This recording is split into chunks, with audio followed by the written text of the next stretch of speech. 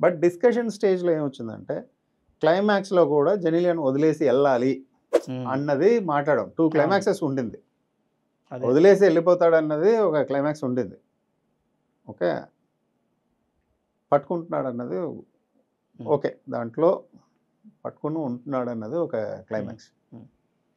వదిలేసి ఎళ్తున్నాడన్న క్లైమాక్స్ చేస్తే ఇలా వదిలిన ఫీలింగ్ వచ్చేది. హ్మ్. ఆడియన్స్‌కి ఏంటంటే, ఓ ప్రాబ్లమ్ సాల్వ్ అయిందన్న ఫీలింగ్. ఆర్ ఎల్స్ ఏంటంటే, ఓ ఫ్రీడమ్ ఒక ఫీల్ అయ్యే వరల్డ్ అది. హ్మ్. బట్ ఆ టైంలో నాకనిపించిందేంటంటే, ఆఫ్‌కోర్స్ అది మేబీ హ్మ్. అది కరెక్ట్ అవ్వచ్చు. బట్ ఎథికల్‌గా ఒక హోప్‌లెస్‌గా మనం చెప్పొద్దు.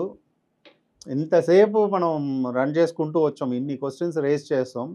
ఎండ్‌లో వచ్చి ఒక హోప్‌లెస్‌గా పద నువ్వు నీ దారి చూసుకో. నేను నా దారి చూసుకుంటున్నానని ఎళ్ళిపోతున్నారన్నది మేబీ కథకి క్లైమాక్స్‌కి అది హెల్ప్ అయ్యేదేమో. పర్సనల్‌గా నాకేంటంటే చాలా సార్లు మాట్లాడాం ఆఫీస్‌లో. హోప్‌లెస్‌గా ఎండ్ చేయొద్దండి.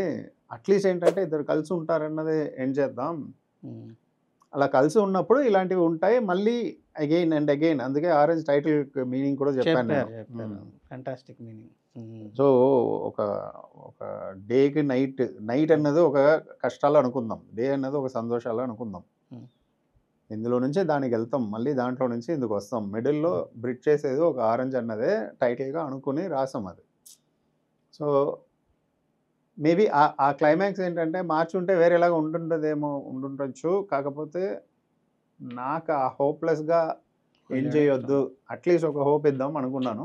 హ్మ్. మేబీ.